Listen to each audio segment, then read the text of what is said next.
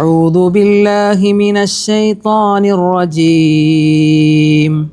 بسم الله الرحمن الرحيم.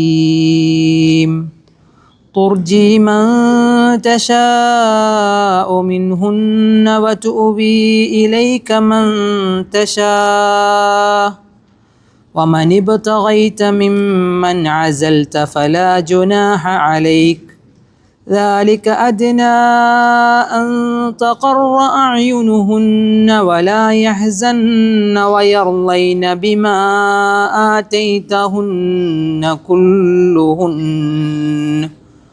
والله يعلم ما في قلوبكم وكان الله عليما حليما. لا يحل لك النساء من بعد ولا أن تبدل بهن من أزواج ولو أعجبك حسنهن إلا ما ملكت يمينك وكان الله على كل شيء رقيبا.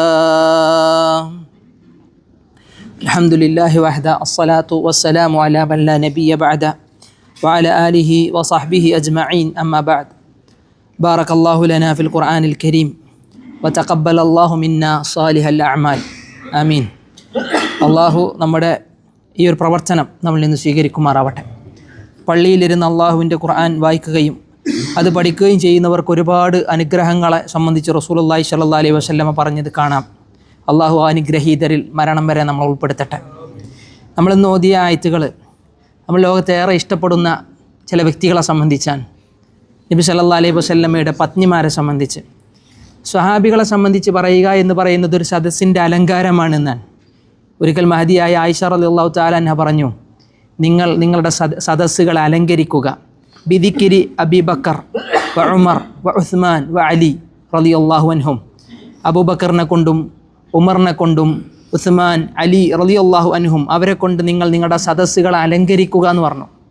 സൗന്ദര്യമാണ് അല്ലേ, ഒരു സദസ്സിൻ്റെ സൗന്ദര്യം എന്ന് പറയുന്നത് അവരെ സംബന്ധിച്ച് പറയലാണെന്നാണ് ആയിഷ ബീവി ഒരിക്കൽ പറഞ്ഞത്. ഇന്നത്തെ ആയത്തുകളിൽ നമ്മൾ സംസാരിക്കുന്നത് സ്വഹാബത്തുകളിലേറെ ശ്രേഷ്ഠരായ, സ്വഹാബ വനിതകളിൽ ഉത്കൃഷ്ടരായ നമ്മുടെ ഉമ്മമാരായി അള്ളാഹു പരിചയപ്പെടുത്തിയ പ്രവാചക പത്നിമാരെ സംബന്ധിച്ചാണ്. കാരണം ഇതിനു മുന്നുള്ള ആയത്ത് നമ്മൾ പറഞ്ഞത് അതാണ്, നബി സല്ലല്ലാഹി അലൈഹി വസല്ലമക്ക് വിവാഹം കഴിക്കാൻ അള്ളാഹു അനുവദിച്ചു കൊടുത്ത സ്ത്രീ ജനങ്ങൾ, നബി മഹർ കൊടുത്ത് വിവാഹം ചെയ്തവർ, അതുപോലെ തന്നെ പിന്നെ നബിക്ക് വേണമെങ്കിൽ ആരൊക്കെ വിവാഹം കഴിക്കുക, നബിയുടെ പിതൃവ്യ സഹോദര പുത്രിമാർ, നബിയുടെ പിതൃവ്യ സഹോദരി പുത്രിമാർ, ഇനി അതിൽ നബിയുടെ മാതൃ സഹോദര സഹോദരി പുത്രിമാരൊക്കെ നബിയുടെ കൂടെ ഹിജറ വന്നിട്ടുണ്ടെങ്കിൽ എന്ത് ചെയ്യാം, മദീനയിൽ വെച്ച് അവരെ വിവാഹം കഴിക്കാം. അതുപോലെ തന്നെ നബിക്ക് വേണ്ടി സ്വയം ഞാൻ നബിക്ക് എന്നെ ഇതാ ഹദിയയായി നൽകിയിരിക്കുന്നു, നബിക്ക് ഞാൻ എന്നെ തന്നെ കാഴ്ചവെച്ചിരിക്കുന്നു എന്ന് പറഞ്ഞ ഏതെങ്കിലും ഒരു സ്ത്രീ വന്നു കഴിഞ്ഞാൽ നബിക്ക് അവരെ വേണമെങ്കിൽ എന്ത് ചെയ്യാം, നബിക്ക് വിവാഹം കഴിക്കാം എന്നൊക്കെ നബിക്ക് തിരഞ്ഞെടുക്കാൻ നബിക്ക് അള്ളാഹു നിശ്ചയിച്ചു കൊടുത്ത ചില നിബന്ധനകളെ സംബന്ധിച്ച് നമ്മൾ എന്ത് ചെയ്തതാണ്. കഴിഞ്ഞ ക്ലാസ്സിൽ വളരെ വ്യക്തമായി വളരെ വിശദമായിട്ട് നമ്മൾ എന്ത് ചെയ്തു, അന്ന് അതിനെ പറഞ്ഞുപോയി. ഇന്ന് അതിൻ്റെ തുടർച്ചയാണ്. നബി സല്ലല്ലാഹി അലൈഹി വസല്ലമ വിവാഹം ചെയ്ത് നബിയോടൊപ്പം ദാമ്പത്യ ജീവിതം തുടർത്തിപ്പോന്ന നമ്മുടെ ഉമ്മമാരെ സംബന്ധിച്ചാണ് അള്ളാഹു പറയുന്നത്. നബി സല്ലല്ലാഹി അലൈഹി വസല്ലമക്ക് അവരിൽ ചില നിബന്ധനകളെ അല്ലെങ്കിൽ അവരിൽ ചില നിർദ്ദേശങ്ങളെ അള്ളാഹു നൽകുന്നു. നമ്മൾ ഓതി തുർജി മൻ തശാ, തുർജി നബിനോടാണ് റബ്ബ് പറയുന്നത്, തുർജി നിനക്ക് വേണമെങ്കിൽ അകറ്റി നിർത്താം, മൻ തശാ നീ ഉദ്ദേശിക്കുന്നവരെ നിനക്ക് എന്ത് ചെയ്യാം, അകറ്റി നിർത്താം, മിൻഹുന്ന അവൾമാരിൽ നിന്ന്. അവൾമാർ എന്ന് ഉദ്ദേശിച്ചത് നബി പത്നിമാർ റളിയല്ലാഹു അൻഹും ഉമ്മഹാത്തുൽ മുഅ്മിനീൻ. നബി സല്ലല്ലാഹി അലൈഹി വസല്ലമക്ക് ഈ ആയത്ത് അവതരിക്കുമ്പോൾ 9 പത്നിമാരുണ്ടായിരുന്നു എന്നാണ്. 9 പത്നിമാർ. നബിക്ക് ആകെയുള്ള പത്നിമാർ എത്രയാണ് നമ്മൾ മുമ്പൊരിക്കൽ ക്ലാസ്സിൽ വളരെ കൃത്യമായിട്ട് വിശദീകരിച്ചു അല്ലേ. നബിയുടെ ആകെ പത്നിമാർ നമ്മുടെ ഉമ്മഹാത്തുൽ മുഅ്മിനീൻ്റെ എണ്ണം 11 12 ആവുക അല്ലേ. നബി സല്ലല്ലാഹി അലൈഹി വസല്ലമക്ക് 11 പത്നിമാരും ഒരു അടിമ സ്ത്രീയുമുണ്ട് എന്ന് പറഞ്ഞു. ചില പണ്ഡിതന്മാർ 12 പത്നിമാരെന്ന് പറയുന്നത് കാണാം. കാരണം അടിമ സ്ത്രീയെ മറിയത്തുൽ ഖിബ്തിയെ നബിയുടെ പത്നിയായിട്ട് തന്നെ എന്ത് ചെയ്തു, ചില ആളുകൾ എണ്ണിയത് കാണാം, ചരിത്രകാരന്മാർ. ഏതായാലും നബി സല്ലല്ലാഹി അലൈഹി വസല്ലമയുടെ പത്നിമാരെ പറ്റി ഒരു ചെറിയ, എന്തുകൊണ്ട് നബി ഇത്രയും പത്നിമാർ നബിക്കുണ്ടായി, ഇവരുടെ വിവാഹത്തിൻ്റെ ഉദ്ദേശം എന്താണ് എന്നൊക്കെ വളരെ ഹ്രസ്വമായി പറയാൻ ആഗ്രഹിക്കുന്നുണ്ട്. അള്ളാഹു തൗഫീഖ് ചെയ്യുമാറാവട്ടെ. നമുക്ക് ആദ്യം ഇതിൻ്റെ വാക്കർത്ഥം വിശദീകരിക്കാം. അപ്പോൾ നബി പത്നിമാരിൽ നിന്ന് നബിക്ക് ഇഷ്ടപ്പെട്ടവരെ നബിക്ക് വേണമെങ്കിൽ എന്ത് ചെയ്യാം, മാറ്റി നിർത്താം. മാറ്റി നിർത്തുക എന്നുള്ളത് എന്താണെന്നുള്ളത് നമുക്ക് അവിടെ പറയാം. വതുഊവി ഇലൈക മൻ തശാ, നിനക്ക് ഉദ്ദേശിക്കുന്നവരെ നിന്നിലേക്ക് അടുപ്പിക്കുകയും ചെയ്യുക, അഭയം കൊടുക്കുകയും ചെയ്യുക. ആവാ യൗവി എന്ന് പറഞ്ഞു കഴിഞ്ഞാൽ ശരിക്കർത്ഥം എന്താ? അടുപ്പിക്കുക, അഭയം കൊടുക്കുക എന്നൊക്കെയാണ്. ഇവരിൽ നിന്ന് ഇഷ്ടപ്പെട്ടവരെ അടുപ്പിക്കാം, നബി ഉദ്ദേശിച്ചവരെ വേണമെങ്കിൽ നബിക്ക് എന്ത് ചെയ്യാം? അകറ്റി നിർത്തുകയും ചെയ്യാം.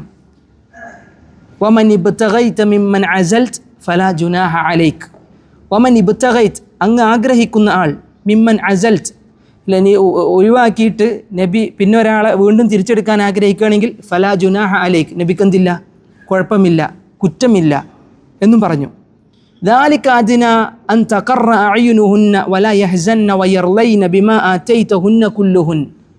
അള്ളാഹു പറയുന്നു, അത് അവരുടെ കണ്ണുകൾക്ക് കുളിർമ നൽകാനും അവർ ദുഃഖിക്കാതിരിക്കാനും അല്ലേ നീ നൽകിയ കാര്യത്തിൽ അവർക്ക് തൃപ്തിപ്പെടാനും കാരണമാകുന്നതാണ് അത് എന്നാണ്. അഥവാ നബി സല്ലല്ലാഹു അലൈഹി വസല്ലമ വിവാഹം കഴിച്ച ആളുകളോടൊപ്പം ഇഷ്ടപ്പെട്ടവരോടൊപ്പം നബിക്ക് എന്ത് ചെയ്യാം? കഴിയാം. ഇനി നബിക്ക് ചില ആളുകളോടൊപ്പം കഴിയേണ്ടതില്ല, അവരൊപ്പം പോകാനൊക്കെ ആഗ്രഹമില്ലെങ്കിൽ നബിക്ക് എന്ത് ചെയ്യാം? മാറി നിൽക്കുകയും ചെയ്യാം. നബി സല്ലല്ലാഹു അലൈഹി വസല്ലം ഓരോ പത്നിക്കും ഊഴം നിശ്ചയിക്കാറുണ്ടായിരുന്നു. ഇന്ന രാത്രി ഇന്ന ആളുകളുടെ കൂടെ, ഇന്ന രാത്രി ഇന്ന പത്നിയുടെ വീട്ടിൽ നബി സല്ലല്ലാഹു അലൈഹി വസല്ലം ഊഴം നിശ്ചയിച്ചു കൊടുത്തിരുന്നു.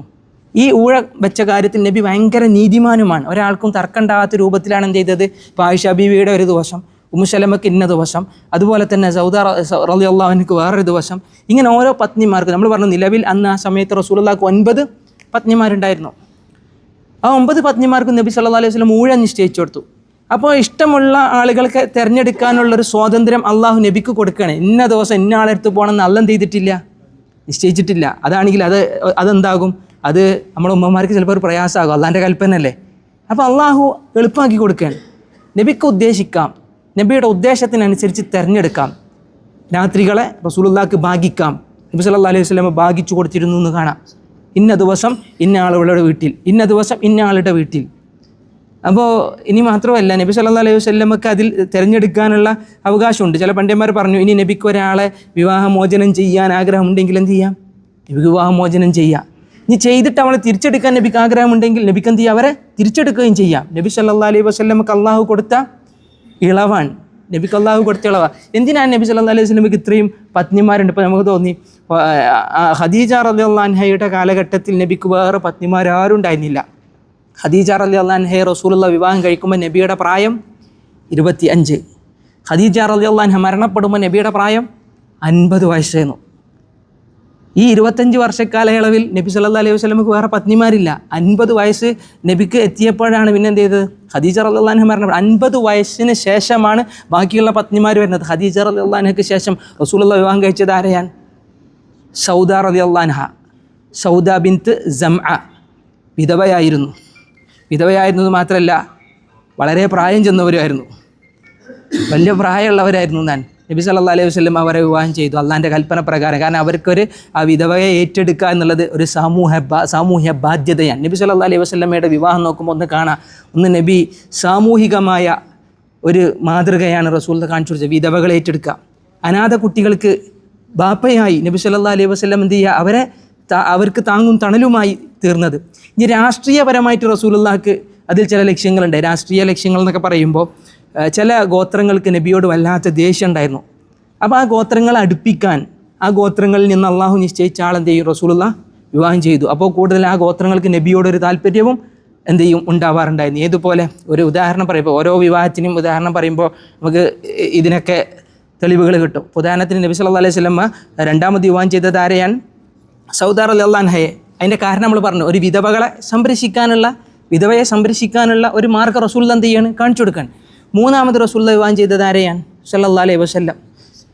മൂന്നാമത് റസൂലുള്ളാഹി സല്ലല്ലാഹു അലൈഹി വസല്ലം വിവാഹം ചെയ്തത് ആയിഷ റളിയല്ലാഹു അൻഹയെയാണ്. ആയിഷ ബീവി മാത്രമാണ് നബി പത്നിമാരിൽ ആര്? ഒരു കന്യക എന്ന് പറയുന്നത്. ബാക്കിയുള്ളവരൊക്കെ വിധവകളോ ഇനി അതല്ലെങ്കിൽ അടിമകളോ ഒക്കെ ആയിരുന്നു. അടിമത്തത്തിൽ നിന്ന് റസൂലുള്ളാഹി മോചിപ്പിക്കുക ആയിരുന്നു. യുദ്ധ തടവുകാരായിട്ടൊക്കെ കിട്ടിയതാണ്. അല്ലെങ്കിൽ വിവാഹമോചനം ചെയ്യപ്പെട്ടവരായിരുന്നു.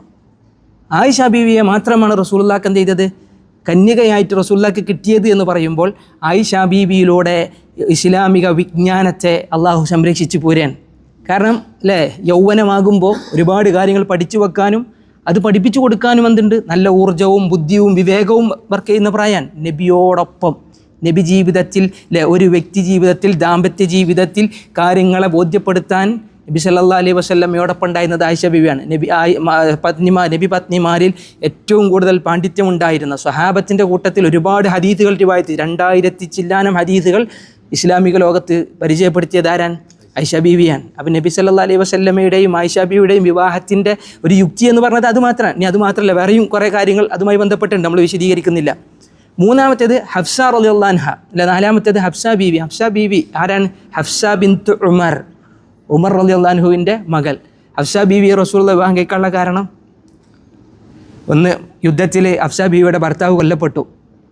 പിന്നെ ഉമർ റളിയല്ലാഹു അൻഹുവിനോടുള്ള ആ ഒരു ബന്ധം കൂടുതൽ ശക്തമാകാനും വിധവയായ ഹഫ്സയെ ഏറ്റെടുക്കാനുമാണ് എന്ത് ചെയ്തത്? റസൂലുള്ളാഹി സ്വല്ലല്ലാഹു അലൈഹി വസല്ലമ ഹഫ്സ ബീവിയെ വിവാഹം ചെയ്തത്. പിന്നെ ആ ഹഫ്സ ബീവിയാണ് ഖുർആനെ സംരക്ഷിച്ചത് എന്ന് ചരിത്രത്തിൽ നമ്മൾ വായിച്ചതാണ് അല്ലേ? ഉമർ അള്ളാൻ്റെ കാലഘട്ടത്തിൽ മുസഹഫിൻ്റെ കോപ്പി ഏറ്റവും നല്ല വിശ്വസ്തത എന്നുള്ള നിലയ്ക്ക് ആരുടെ കൈകളിൽ സൂക്ഷിക്കപ്പെട്ടു? ഹഫ്സ ബീവിയാൽ സൂക്ഷിക്കപ്പെട്ടു. ഖുർആനിൻ്റെ സൂക്ഷിപ്പുകാരി എന്നെന്ത് ചെയ്തു? നബി പത്നിമാരിൽ അവർക്കൊരു സ്ഥാനം പ്രത്യേകമുണ്ട്. ഇനി ഹഫ്സ ബീവിക്ക് ശേഷം ഓരോരുത്തരെ ചരിത്രം നോക്കുകയാണെങ്കിൽ നമ്മൾ ഇനി ഒന്നാണ് ഇപ്പോൾ നമ്മൾ നേരത്തെ പറഞ്ഞല്ലേ, രാഷ്ട്രീയ താല്പര്യങ്ങൾക്ക് വേണ്ടി റസൂൽ വിവാഹം കഴിച്ചിരുന്നു എന്നാണ്. അതായത് ചില ഗോത്രം, ഇപ്പോൾ ബനു മുസ്ദലഖിൽപ്പെട്ട ഒരു ഭരണാധികാരിയുടെ മകളായിരുന്നു ജുബൈരിയ റളിയല്ലാഹു അൻഹ. ബനു മുസ്ദലഖ് എന്ന് പറഞ്ഞു കഴിഞ്ഞാൽ അവിടെ പ്രസിദ്ധമാണ് മദീനക്കാർക്ക്. അപ്പോൾ അവർ നബിനോട് ശത്രുത വെച്ച് പുലർത്തിയവരാ. ഒരു യുദ്ധത്തിൽ ആ നേതാവിൻ്റെ മകള് നേതാവിൻ്റെ ബനു മുസ്ദലഖിൻ്റെ ഗോത്രത്തലവൻ്റെ മകളായ ജുബൈരിയയെ ചിറകെട്ടിപ്പിടിച്ചു, അഥവാ അടിമകളായി അതല്ലെങ്കിൽ യുദ്ധത്തടവുകാരിയായിട്ട് എന്ത് ചെയ്തു? പിടിക്കപ്പെട്ടു. നബി സല്ലല്ലാഹു അലൈഹി വസല്ലമ ആ ഗോത്രത്തലവന് ആദരവും അതുപോലെ തന്നെ അല്ലെ അവിടെയുള്ള എല്ലാ സ്ത്രീകളെയും ബഹുമാനിക്കപ്പെടാനും ഈ യുദ്ധത്തടവുകാരെ മുഴുവൻ ആദരിക്കപ്പെടാനും സഹാബത്തിനാൽ ആദരിക്കപ്പെടാനും വേണ്ടി നബി സല്ലല്ലാഹു അലൈഹി വസല്ലമ ഇവരെ വിവാഹം ചെയ്തു. അടിമത്തത്തിൽ നിന്ന് മോചിപ്പിക്കാൻ നബി മഹർ വാങ്ങിയിട്ടില്ല. ഇവരെ അടിമത്തത്തിൽ നിന്ന് മോചിപ്പിക്കുക എന്നാണ് അവർക്കുള്ള മഹർ. ബാക്കിയുള്ള എല്ലാ പത്നിമാർക്കും നബി സല്ലല്ലാഹു അലൈഹി വസല്ലമ 12.5 ഊക്കിയ എന്ത് ചെയ്തിരുന്നു? മഹർ കൊടുത്തിരുന്നു. ഒരു ഊക്കിയ എന്ന് പറഞ്ഞാൽ 40 വെള്ളി നാണയങ്ങളാണ്. സൊഫിയ ബീവിക്കും അടിമത്തത്തിൽ നിന്ന് മോചനമാണ്. സഫിയ ബീവി എന്ന് പറഞ്ഞത് ജൂത പാരമ്പര്യമുള്ളതാണ്. ഭയങ്കര ജൂതന്മാർ മറ്റു മതസൗഹാർദ്ദം, മറ്റു മതങ്ങളെ ബഹുമാനിക്കാനും മറ്റു മതങ്ങളെ ആദരിക്കാനും മറ്റു മതങ്ങൾ എന്ത് ചെയ്യാൻ പാടില്ല, അവഹേളിക്കാനും പാടില്ല എന്നുള്ളതിനൊരു പാഠം പഠിപ്പിക്കാനാണ് സൊഫിയ ബീവിയെ റസൂലുള്ളാഹി സ്വല്ലല്ലാഹു അലൈഹി വസല്ലം വിവാഹം കഴിക്കുന്നത്. കാരണം ഈ യുദ്ധത്തടവുകാരിയായി അവൾ പിടിക്കപ്പെട്ടപ്പോൾ അവരുടെ ഭർത്താവ് അമുസ്ലിമാൻ. മാത്രമല്ല അവരൊക്കെ എന്ത് ചെയ്തു? കൊല്ലപ്പെട്ടു. സഫിയ ബീവിയെ റസൂലുള്ളാഹി സ്വല്ലല്ലാഹു അലൈഹി വസല്ലം വിവാഹം ചെയ്തു. അങ്ങനെ ജൂതന്മാരോട് എന്ത് ചെയ്തു? ജൂതന്മാരുടെ മതങ്ങൾ അവഹേളിക്കുന്ന തരത്തിലേക്ക് എന്ത് ചെയ്തില്ല? ഇവർ പോയില്ല. കാരണം ഇതാരാണ്? നമ്മുടെ ഉമ്മയുടെ കുടുംബക്കാരാണ്, അല്ലെങ്കിൽ അവരുടെ ഗോത്രക്കാരാണ് എന്നൊരു തോന്നൽ റസൂലുള്ളാഹി സ്വല്ലല്ലാഹു അലൈഹി വസല്ലം അവർക്ക് പറഞ്ഞെടുത്തു എന്നാണ്. സൊഫിയ ബീവിൻ്റെ ചരിത്രം നോക്കുമ്പോൾ സൊഫിയ ബീവിൻ്റെ അടുത്ത് നിന്ന് സൊഫിയ ബീവിക്ക് റസൂലുള്ളാഹി മഹർ കൊടുത്തിട്ടില്ല. അടിമത്തത്തിൽ നിന്ന് മോചിപ്പിക്കുക എന്നായിരുന്നു അവർക്കുള്ള മഹർ. പിന്നെ നമ്മൾ പറഞ്ഞു ആരാണ്? കഴിഞ്ഞ ക്ലാസ്സിൽ പറഞ്ഞല്ലേ, നജ്ജാശി നബി സല്ലല്ലാഹു അലൈഹി വസല്ലമക്ക് വേണ്ടി 400 പൊൻപണം കൊടുത്തത് അതാർക്കായിരുന്നു? 400 ഈ സൊഫിയ ബീവിക്കും വേണ്ടിയാണ് നജ്ജാശിയാണ് എന്ത് ചെയ്തത്? അന്ന് വിവാഹം ചെയ്ത് കൊടുത്തത്. വിവാഹം ചെയ്ത് കൊടുക്കുമ്പോൾ 400 ദീനാറാണ് റസൂലുള്ളാഹിക്ക് എന്ത് ചെയ്തത്? മഹറായിട്ട് റസൂലുള്ളാഹിൻ്റെ ഭാഗത്ത് നിന്ന് ഈ ബീവിക്ക് കൊടുത്തത്. ഇനി ഈ സംഭവത്തിൽ തന്നെ എടുത്തു പറയുന്ന മറ്റൊരു കാര്യം, ഉമ്മു സലമ റളിയല്ലാഹു അൻഹ റസൂലുള്ളാഹിൻ്റെ മറ്റൊരു പത്നിയാണ്. ഉമ്മു സലമ ഭർത്താവ് മരിച്ചപ്പോൾ ഉമ്മു സലമയെ സംബന്ധിച്ചിടത്തോളം ഇസ്ലാമിൽ വലിയ പാണ്ഡിത്യമുള്ളവരായിരുന്നു എന്നാണ്. ഭയങ്കര അറിവുള്ളവളായിരുന്നു, ഇൽമുള്ളവളായിരുന്നു. ഉമ്മു സലമയുടെ ഭർത്താവ് മരിച്ചപ്പോൾ 4 കുട്ടികളുണ്ട്, യതീം കുട്ടികളാണ്. പലരും വിവാഹം അന്വേഷിച്ചു ചെന്നു. പക്ഷേ ഉമ്മു സലമയ്ക്ക് തൃപ്തിയില്ല. കാരണം ഈ കുട്ടികളെ നോക്കാനുള്ള രീതിയിൽ ആ നന്മയിൽ എല്ലാവരും വരുമോ, കാരണം നല്ലൊരാളെ കിട്ടട്ടെ എന്ന് കാത്തിരുന്നു എന്നാണ്. റസൂലുള്ളാഹി പറഞ്ഞു ഏറ്റവും നല്ലൊരാളെ അബൂ സലമക്ക് പകരമായി നിനക്ക് കിട്ടുമെന്ന് പറഞ്ഞു. നബിൻ്റെ പ്രാർത്ഥനയാണ്. നബി സല്ലല്ലാഹു അലൈഹി വസല്ലമക്ക് അള്ളാഹുവിൻ്റെ കൽപ്പനയാണ് ഉമ്മു സലമയെ ഏറ്റെടുക്കണമെന്ന്. ഉമ്മു സലമയെ വിവാഹം കഴിച്ചു. ആ 4 കുട്ടികൾക്ക് അത്താണിയായി അള്ളാഹിൻ്റെ റസൂൽ നിലകൊണ്ടു എന്നുള്ളതാണ്. ഇനി ഉമ്മു സലമ കഴിഞ്ഞു. ഉമ്മു ഹബീബ അബീസീനിയയിലേക്ക് പോയപ്പോൾ അബീസീനിയയിൽ അവൾ വെച്ചിട്ട് എന്ത് ചെയ്തു? ഭർത്താവ് വിട്ടുപോയി. അവിടെ മതം മാറി. അവിടെ പിന്നീട് ഉമ്മു ഹബീബ റളിയല്ലാഹു അൻഹയെ റസൂലുള്ളാഹി സ്വല്ലല്ലാഹു അലൈഹി വസല്ലം എന്ത് ചെയ്യണം? ഏറ്റെടുക്കാൻ. ഉമ്മു ഹബീബയുടെ ചരിത്രത്തിൽ കുറേ സംഭവങ്ങൾ അങ്ങനെ പറഞ്ഞു പോകുന്നു. ഞാൻ പറഞ്ഞു ഓരോന്നും ചുരുക്കി പറഞ്ഞു. നബിയുടെ വിവാഹം ഓരോന്നും എടുത്തു നോക്കുകയാണെങ്കിൽ നബി അവസാനം വിവാഹം ചെയ്തത് മൈമൂന റളിയല്ലാഹു അൻഹയെയാണ്, മൈമൂന ബീവിനെ. നബി മക്കയിലേക്ക് ഉംറക്ക് പോയപ്പോൾ ആ അവസാന സമയത്ത് റസൂലുള്ളാഹി സ്വല്ലല്ലാഹു അലൈഹി വസല്ലമ മക്കക്കാരിൽപ്പെട്ട ഒരാളാണ് ആര്? മൈമൂന റളിയല്ലാഹു അൻഹ. മൈമൂന റളിയല്ലാഹു അൻഹയെ റസൂലുള്ളാഹി സ്വല്ലല്ലാഹു അലൈഹി വസല്ലം അവിടുന്ന് വിവാഹം ചെയ്തു. ആ മക്കയിലെ പ്രധാനപ്പെട്ട ഗോത്രങ്ങൾ പോലും നബിയിലേക്ക് എന്ത് ചെയ്തു, ആകൃഷ്ടരായി എന്ന് കാണാം. ഇപ്പോൾ ഈ ഉമ്മു ഹബീബൻ്റെ സംഭവം തന്നെ. ഉമ്മു ഹബീബ എന്ന് പറയുന്നത് ആരാന്നറിയാം? നമുക്കറിയാം, മുആവിയ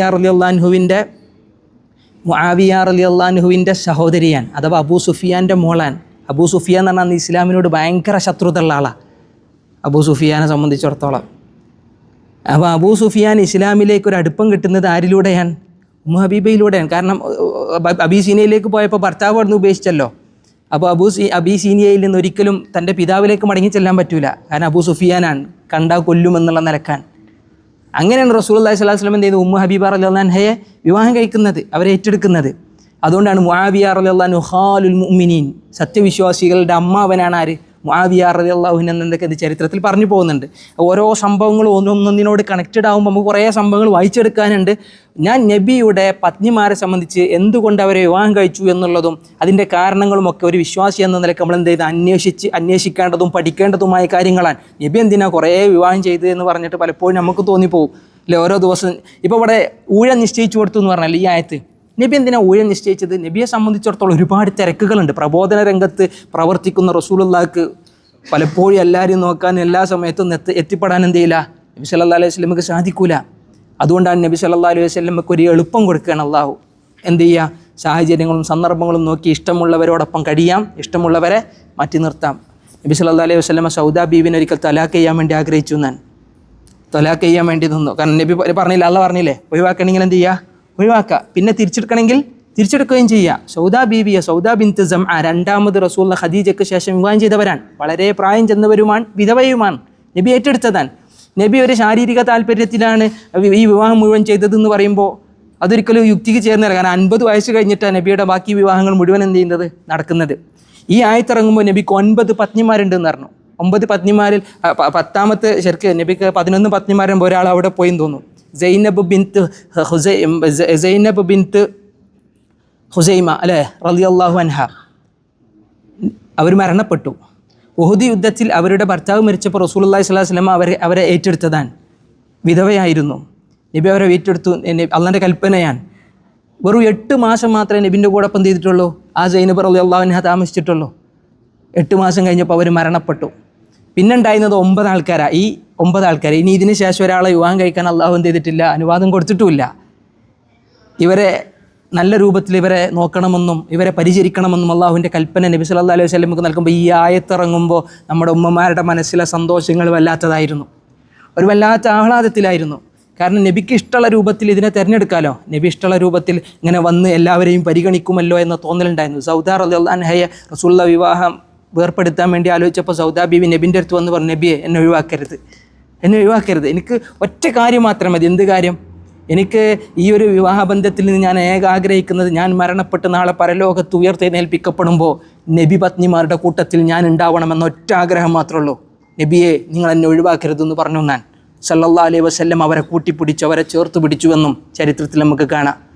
ഞാൻ പറഞ്ഞു വരുന്നത് നബി സല്ലല്ലാഹു അലൈഹി വസല്ലമക്ക് അള്ളാഹു കൊടുത്ത നിർദ്ദേശങ്ങളാണ്. ഇതിൽ നബിയുടെ വിശുദ്ധി, നബിയുടെ കൂടെ കഴിയാൻ ഓരോ നബി പത്നിമാരും ആഗ്രഹിച്ച അങ്ങേറ്റത്തെ ആഗ്രഹങ്ങൾ, അവർക്കൊരു പ്രശ്നവുമില്ല. പക്ഷേ ഇതിനെ വ്യാഖ്യാനിക്കുന്ന പല യുക്തിവാദികളും നബിയുടെ കുടുംബത്തിലെ പ്രശ്നങ്ങൾ എന്ത് ചെയ്യുന്നു, എടുത്തു പുറത്തുക്കിടുന്നു. ഇവർക്ക് പ്രശ്നമില്ല, ഇവരെത്ര സുന്ദരമായി, എത്ര നല്ല സന്തോഷത്തിലും എത്ര ആഹ്ലാദത്തിലും ആശ്വാസത്തിലും കഴിഞ്ഞവരായിരുന്നുവെന്നാണ് അള്ളാഹു സുബ്ഹാനഹു വ തആല അവിടെ എന്ത് ചെയ്യുന്നത്, ഓർമ്മിപ്പിക്കുന്നത്. അതുകൊണ്ട് നബി ജീവിതത്തിലെ നബി പത്നിമാരെ സംബന്ധിച്ച് ഓരോ കാര്യങ്ങളും നമ്മൾ എന്ത് ചെയ്യണം, പഠിക്കണം എന്നുള്ളതിലേക്കൊരു സൂചന മാത്രമാണ് ഇവിടെ നൽകിയത്. നമ്മൾ ആയത്തിനെ പൂർത്തീകരിക്കാം. അള്ളാഹു പറയുന്നു, അവരുടെ കണ്ണുകൾക്ക് അത് കുളിർമയാണ്. വലാ യഹ്സൻ, അവർ ദുഃഖിക്കുകയില്ല. വയർലൈന ബിമാ ആതൈതഹുന്ന കുല്ലുഹുന്ന, താങ്കൾ അവർക്ക് നൽകുന്ന എല്ലാ കാര്യങ്ങളിലും അവർ തൃപ്തിപ്പെടും നബിയെ, അവർക്ക് തൃപ്തിയാണ്. വല്ലാഹു യഅലമു മാ ഫീ ഖുലൂബിക്കും, നിങ്ങളുടെ ഹൃദയങ്ങളിലുള്ളത് അള്ളാഹു അറിയുന്നുണ്ട്. ഹൃദയങ്ങളിലുള്ളത് ആരറിയും? പടച്ച റബ്ബിനറിയാം എന്താ ഉള്ളിലുള്ളതെന്ന്. വകാന അല്ലാഹു അലീമൻ ഹലീമ. ആയത്ത് നോക്കി, വകാന അല്ലാഹു അലീമൻ ഹലീമ. ഒന്ന് ഐനാൻ, മറ്റേത് ഹ ആൻ. രണ്ടിനും ഒരുപാട് അർത്ഥവിശാലത ഉണ്ട്. അലീം എന്ന് പറഞ്ഞാൽ അങ്ങേയറ്റം അറിയുന്നവനാണ് പടച്ച റബ്ബ്. ഹലീം എന്ന് പറഞ്ഞാലോ അങ്ങേയറ്റം സഹിഷ്ണുതയുള്ളവൻ അല്ലേ, സഹിഷ്ണുതയുള്ളവനാണ് ഹലീം എന്ന വാക്കിന്. അബ്ദുൽ ഹലീം കുട്ടിയൊക്കെ എന്ത് ചെയ്യാം, പേരിടാം, റബ്ബിൻ്റെ നാമങ്ങളിൽ ഒന്നാണ്. ഇനി നല്ല വിവേകിയാണ് എന്ന അർത്ഥത്തിൽ പറയും. ഹുൽമുള്ളവൻ അല്ലെ, വിവേകിയാണ് എന്ന അർത്ഥം പറയാറുണ്ട്. ഇനി അടുത്തത് നബിനോട് അള്ളാഹ് ഒരു വിധി അവിടെ തീരുമാനിക്കട്ടോ. ലാ യഹില്ലു ലക നിസാഉ മിൻ ബഅദു, ഇനി ഒരു സ്ത്രീയും അങ്ങേക്ക് അനുവദനീയമല്ല. ഇനി മേലാൽ ഇനിയൊരു സ്ത്രീയെ വിവാഹം കഴിക്കാൻ നബിക്കിന് എന്തില്ല, അവകാശമില്ല.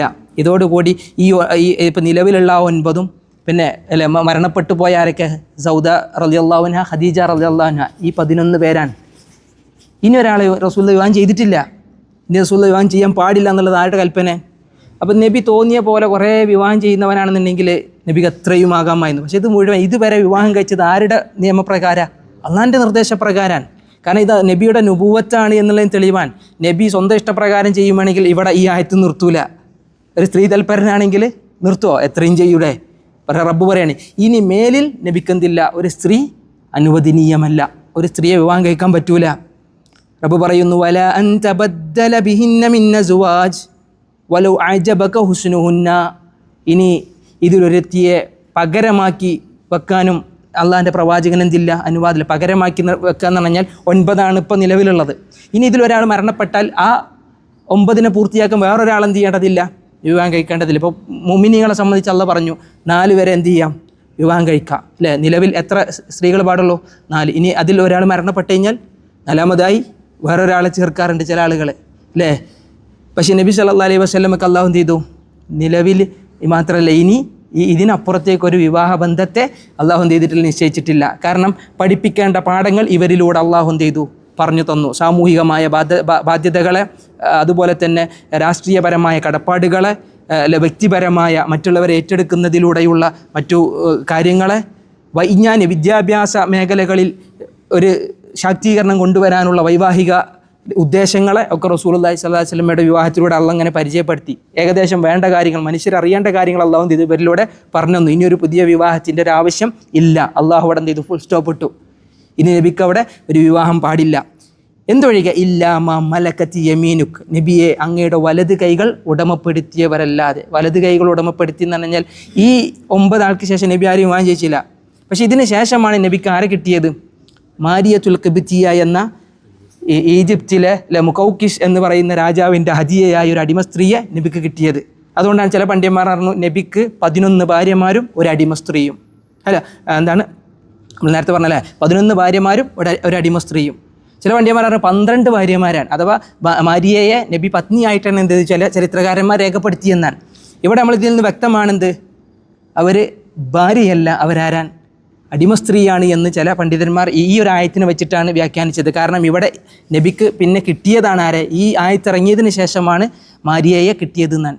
ഇനി വേറൊരു പെണ്ണിൻ്റെ സൗന്ദര്യം നബിയെ അത്ഭുതപ്പെടുത്തിയാലും എന്താ, വലോ അജബക ഹുസ്നുഹുന്ന, എന്താ ഹുസ്ന്, സൗന്ദര്യം, ഭയങ്കര ഹസീൻ ഹുസ്ൻ എന്നൊക്കെ പറഞ്ഞാൽ ഭംഗി എന്നാണ്. ഒരു പെണ്ണിൻ്റെ സൗന്ദര്യം നബിയെ മോഹിപ്പിച്ചാലും നബിക്ക് എന്ത് ചെയ്യാൻ പറ്റൂല, വിവാഹം കഴിക്കാൻ പറ്റൂല. ലോകത്തെ ഏറ്റവും വലിയൊരു സുന്ദരി വന്ന് പറയാണ് എന്നെ വിവാഹം കഴിക്കണമെന്ന്. നബി സല്ലല്ലാഹു അലൈഹി വസല്ലമക്ക് അനുവാദമല്ല.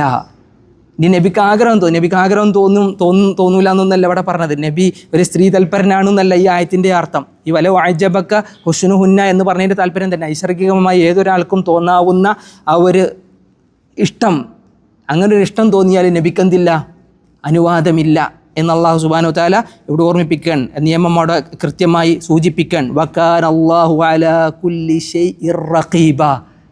ആയത്ത് ഭയങ്കര രസമാണ്.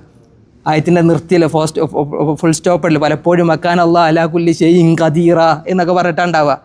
ഇവിടെ ഖദീറ എന്നല്ല. ഏതാ വാക്ക്, റഖീബ്. എന്താ റഖീബ് എന്ന് പറഞ്ഞാൽ നമ്മളെ ഓരോ റൂമുക്കൊക്കെ കയറി ചെല്ലുമ്പോൾ ഉണ്ടാവും യു ആർ അണ്ടർ സർവൈലൻസ് അല്ലേ. എന്താണ്, തഹ്തൽ മുറാഖബ, നിരീക്ഷണ ക്യാമറയ്ക്ക് ചുവട്ടിലൂടെയാണ് നീ നടന്നു പോകുന്നത് എന്നറിയാം എല്ലാവരും. നിരീക്ഷിക്കുന്നവൻ അല്ലേ, റഖീബ് എന്ന് പറഞ്ഞാൽ കാര്യങ്ങളെ നിരീക്ഷിക്കുന്നവൻ. ഏതു നേരത്തും നമ്മളെ നിയന്ത്രിക്കുന്ന, നമ്മളെ നിരീക്ഷിക്കുന്ന, നമ്മളെ കാണുന്ന റബ്ബുണ്ട്, അള്ളാഹു ഉണ്ട്. എല്ലാ കാര്യവും അള്ളാഹുവിൻ്റെ കണ്ണിൽ നിന്ന് എന്ത് ചെയ്യുന്നില്ല, മായുന്നില്ല. പഠിച്ച റബ്ബ് കാണുന്നുണ്ടെന്നുള്ള ബോധം ഉണ്ടാവണമെന്നാണ് ഈ ആയത്തിലൂടെ റബ്ബ് നമ്മൾ ഓർമ്മിപ്പിക്കുന്നത്. വക്കാന അല്ലാഹു അലാ കുല്ലി ഷൈഇർ റഖീബ.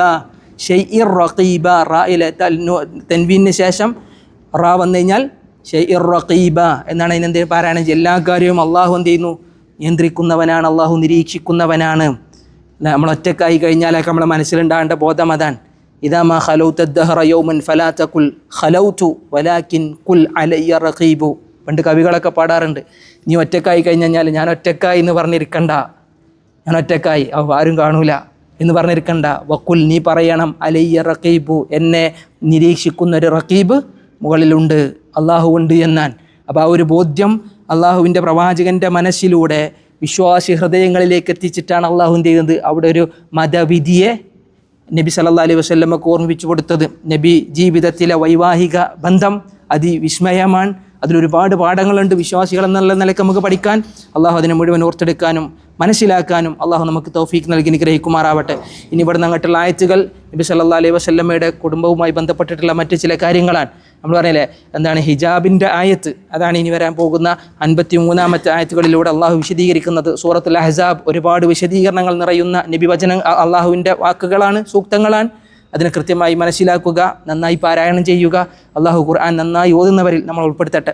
രാവും പകലും ഖുർആൻ ഓതാനുള്ള ഒരു മനസ്സല്ല തരട്ടെ, അല്ലേ? ഒരു തെറ്റില്ലാതെ, കുറ്റമില്ലാതെ, പരമാവധി കുറ്റവും തെറ്റുകളൊക്കെ ഒഴിവാക്കിയിട്ട് നല്ല രൂപത്തിൽ ഖുർആൻ ഓതാനുള്ള അറിവും സാഹചര്യവും അള്ളാഹു നമുക്ക് നൽകട്ടെ. ഖുർആൻ്റെ അർത്ഥങ്ങളും അതിൻ്റെ ആശയങ്ങളും അതിൻ്റെ വിശാലമായ അതിലെ മതവിധികളും മനസ്സിലാക്കാൻ അള്ളാഹു തൗഫീഖ് ചെയ്യട്ടെ. ഖുർആൻ അനുസരിച്ച് ജീവിക്കുന്നവരിൽ അള്ളാഹ് നീ ഞങ്ങൾ ഉൾപ്പെടുത്തണേ. ഖുർആൻ്റെ അനുയായികളിൽ ജീവിച്ച് മരിക്കാൻ റബ്ബേ നീ ഞങ്ങൾക്ക് തൗഫീഖ് നൽകണേ. ഖുർആൻ ഞങ്ങളുടെ ഹൃദയ വസന്തമാക്കി തരണേ. ഓരോ ഹർഫിനും നല്ല കൂലി തരണേ അള്ളാഹു. ഓരോ ഹർഫും ജീവിതത്തിൽ ഓരോ ആയത്തും ജീവിതത്തിൽ പകർത്താനുള്ള അറിവും വിവേകവും പ്രദാനം ചെയ്യണേ. ഞങ്ങളുടെ പോരായ്മകൾ റബ്ബേ നീ പരിഹരിച്ച് തരണേ. ഒരുപാട് തെറ്റുകൾ, കുറ്റങ്ങൾ, അറിവില്ലായ്മകൾ, ജീവിതത്തിൽ അറിഞ്ഞും അറിയാതെയും ചെയ്തു പോകുന്ന ചെറുതും വലുതുമായ തിന്മകൾ അള്ളാഹുവെ നീ മഗ്ഫിറത്ത് നൽകണേ. അള്ളാഹു ഞങ്ങളുടെ തൗബകളെ സ്വീകരിക്കണേ. അള്ളാഹു ഞങ്ങളുടെ കൂട്ടത്തിലെ പ്രയാസങ്ങൾ അനുഭവിക്കുന്നവരുടെ പ്രയാസം മാറ്റി കൊടുക്കണേ. ഉദ്ദേശങ്ങളും പല ലക്ഷ്യങ്ങളുമായി കഴിയുന്ന ഒരുപാട് സുഹൃത്തുക്കളുണ്ട്. അള്ളാഹു അവിടെ ഉദ്ദേശ ലക്ഷ്യങ്ങളെ പൂർത്തീകരിക്കണേ. ഞങ്ങളെ തൊഴിൽ എളുപ്പാക്കി തരണേ. തൊഴിലില്ലാത്ത ആളുകൾക്ക് നല്ല തൊഴിൽ കൊടുക്കണേ. അള്ളാഹു ഞങ്ങളുടെ സമ്പാദ്യം ഹലാലായതാവാൻ റബ്ബേ നീ ഞങ്ങൾക്ക് തൗഫീഖ് നൽകണേ.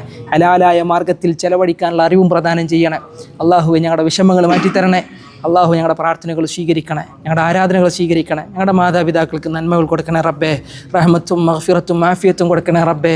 അള്ളാഹു അവരെയും ഞങ്ങളെയും നിൻ്റെ സ്വർഗ്ഗത്തിൽ ചേർക്കണേ റബ്ബേ. അള്ളാഹു ഞങ്ങളുടെ ഇണകൾ റബ്ബേ, ഞങ്ങളുടെ മക്കൾ എല്ലാവർക്കും റബ്ബേ നീ ജീവിതത്തിൽ നന്മകൾ കൊടുക്കണേ. എല്ലാവിധ ഫിത്നകളിൽ നിന്നും റബ്ബേ നീ അവരെ കാക്കണേ. അള്ളാഹു ഞങ്ങളെയും അവരെയും നിൻ്റെ ജന്നാത്തുൽ ഫിർദൗസിൽ ഒരുമിച്ച് കൂട്ടണേ. അള്ളാഹു ദീന് പറഞ്ഞു തരുന്ന മതത്തെ സംബന്ധിച്ച് കൃത്യമായി ബോധ്യം നൽകുന്ന ഒരുപാട് ഗുരുനാഥന്മാർ ഞങ്ങളുടെ ആയുസ്സുകളിൽ ഞങ്ങൾ കടന്നുപോയി റബ്ബേ. അവർക്ക് നീ ദീർഘായുസ് കൊടുക്കണേ. അവിടേക്ക് മഗ്ഫിറത്ത് കൊടുക്കണേ. അവിടെ കുടുംബങ്ങൾക്ക് ഐശ്വര്യം നൽകണേ. അല്ലാഹുമ്മ റബ്ബന ആതിന ഫിദ്ദുനിയ ഹസന വഫിൽ ആഖിറതി ഹസന വഖിന അദാബന്നാർ.